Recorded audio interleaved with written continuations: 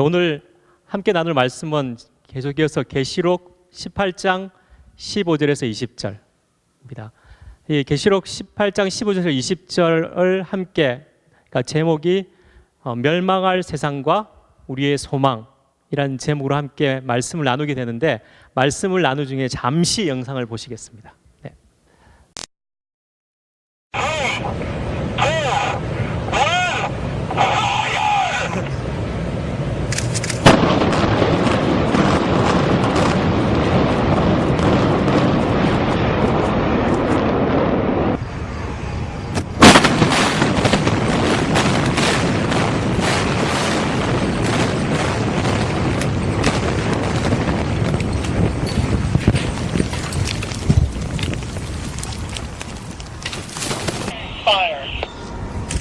You better believe it.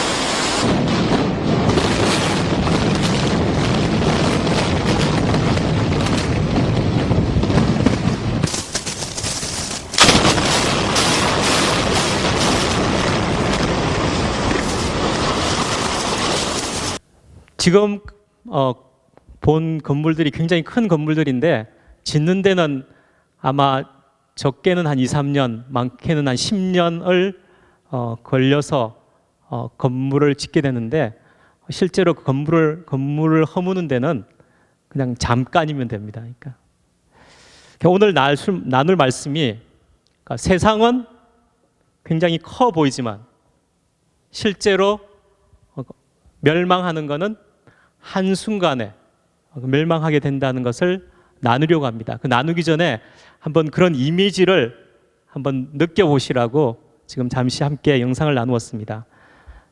계시록 18장 15절에서 20절에는 대조기법들이 나옵니다. 세상은 항상 크고, 그 다음에 사치가 심하고, 그 다음에 뭔가 삐까번쩍해 보이고, 근데 결국은 그 반대로 이제 그 멸망하는 것은 순식간에 멸망한다. 그것을 계속 이 계시록 18장에서 보여주고 있습니다. 15절에 보면은 그 바벨론으로 치부한 그 상인들, 그리고 로마의 고통이 무서워가지고 멀리서 울고 애통하는 사람들, 그다음 16절에는 이런 세상이 이르되 화이또다 화이또다. 그래서 거기에 나오는 화려한 큰 성, 그 다음에 뭐 그런 자주 옷, 붉은 옷, 금, 보석, 진주, 뭐 그런 것들을 다 보여주면서 한순간에 망한다라고 계시록 저자는 이야기를 하고 있습니다. 17절에는 굉장히 멀리 떨어진 바다에서 또 그것을 목격하는 사람들이 있습니다. 요즘 우리 시대로 본다면은 뭐 이렇게 뉴스 기자들, 어떻게 세상이 망하는 것을 보고 있는 그런 성객 선원들이 나옵니다. 그리고 18절에도 그 망하고 있는, 불타고 있는 큰 성에 대해서 18절에 나오고 있고, 19절에는 그래서 그 멸망한 그 성에서 티끌을 자기 머리에 뿌리고 울며 애통하며 모든 치부의 대상인 큰 성이 한순간에 망하였더라, 그렇게 나오고, 20절에 결국은 하나님의 심판, 보복이 나옵니다. 그래서 우리 성도들은, 사도들은, 선지자들은 기뻐하라는 것입니다. 왜냐하면은 이 땅 속에서, 이 땅에 속하지 않고 있는 자들에게는 이런 날이 올 거라는 것은, 하나님의 심판이 온다는 것을 보여주기 때문입니다. 그래서 이것을 간단하게 정리하면은 하나님의 심판이라는 것은 계시록뿐만 아니라 이사야 61장 2절에 여호와의 은혜의 해와 우리 하나님의 보복의 날을 선포한다는, 그래서 모든 슬픈 자를 위로한다는 그런 내용이 나옵니다. 그래서 복수의 날. 근데 복수의 날이 정말 복수라는 의미가 정확하게 되려고 그러면은 우리가 세상에 확실히 속해 있지 않아야만 그런 마음을 가질 수가 있을 것입니다. 그래서 이 성도들, 우리가 한 사람 한 사람을 서로 성도들이라고 부르는데, 성도는 이 땅에서 세상이 사치와 욕심에 취했을 때 핍박과 고난 속에서도 하나님의 심판의 날, 하나님의 보복의 날을 기다리는 사람들이다는 것입니다. 그래서 세상은 지금 우리가 볼 때도 세상은 망하지 않을 것처럼 느껴집니다. 그렇지만은 한순간에 멸망한다는 것, 그것이 이 계시록 18장에서 요한이 이야기하고 있는 것입니다. 세상이 순식간에 멸망한다는 것을 믿는다면은 이 세상 속에서 어떤 삶을 우리가 살아야 할까요? 정말 우리는 세상이 순식간에 멸망한다, 망한다는 것을 마음으로 확실히 믿고 있습니까? 받아들이고 있습니까? 만일에 우리가 세상은 멸망할 것이라는 것을 분명히 하고 있다면 어떤 삶을 살아야 할까요? 이것을 위해서 골로새서를 잠깐 나누려고 합니다. 골로새서는 그러니까 바울이 세상 한가운데 있는 골로새 교회에게 그리스도인들의 실천적인 삶을 강조하고 있는 책입니다.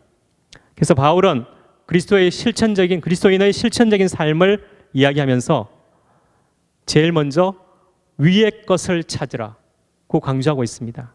즉 하늘의 소망을 두고 살라는 것입니다.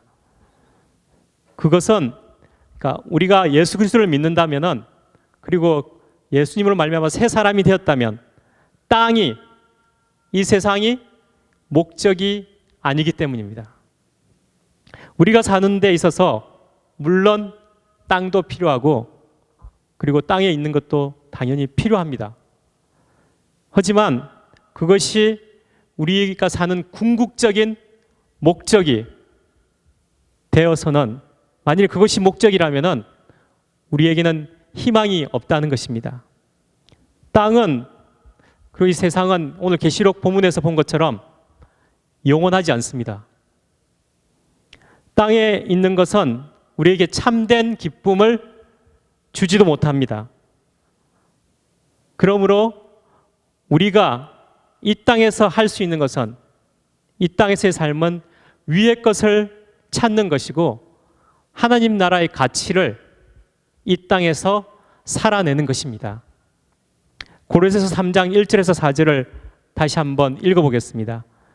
그러므로 너희가 그리스도와 함께 다시 살리심을 받았으면 위의 것을 찾으라. 거기는 그리스도께서 하나님 우편에 앉아 계시느니라. 위의 것을 생각하고 땅의 것을 생각하지 말라. 이는 너희가 죽었고 너희 생명이 그리스도와 함께 하나님 안에 감추었음이라. 우리 생명이신 그리스도께서 나타나실 그때 너희도 그와 함께 영광 중에 나타나리라. 살아 숨쉬며 산 것 같아도 죽은 것이 있고, 죽은 것 같은데 생명이 있는 것이 있습니다.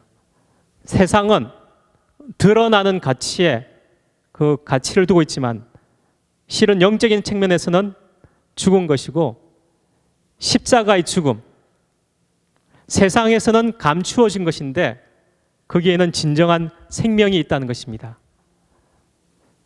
위의 것에 그리고 하늘의 소망을 둔다는 것은 돈이나 세상의 가치를 의지하는 것이 아니라 하나님을 온전히 의지하는 것에 우리 생명의 가치가 있다는 것입니다. 이러한 생명의 삶은 여러분도 경험해서 아시겠지만은 교회에 나온다고 이루어지는 것이 아닙니다. 적극적인 삶의 전환을 위한 그런 노력이 우리에게 필요합니다. 물론 우리의 노력도 하나님의 은혜가 아니면은, 하나님의 은혜의 선물이기 때문에 그것이 아니면은 우리의 노력도 나올 수 있겠지만, 하지만 우리가 분명히 알아야 될 것은 이 땅에서는 우리가 해야 하는 것과 은혜로 주어지는 것 사이에 항상 우리의 삶에 그런 긴장이 반드시 있어야만 합니다. 우리 삶에서 우리가 살아 있으면서도 우리를 죽게 만드는 것들이 있습니다. 어떤 것입니까?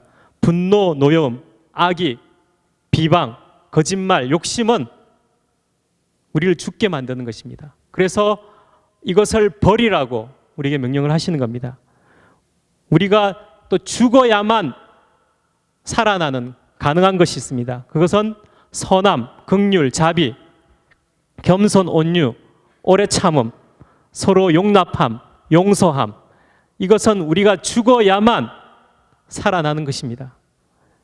이것이 오늘 나는 육으로 죽어도 주님의 품에 감추인 생명을 사는 것입니다. 우리는 세상 속에서 세상 사람들과 함께 한 사회를 그리고 한 국가를 이루며 살고 있습니다. 겉보기에는 크게 차이 나지 않는 삶을 사는 것 같습니다.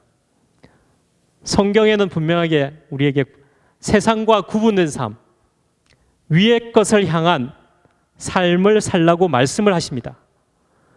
우리 삶의 매 순간마다 이루어지는 우리의 선택이 그래서 너무나 중요합니다.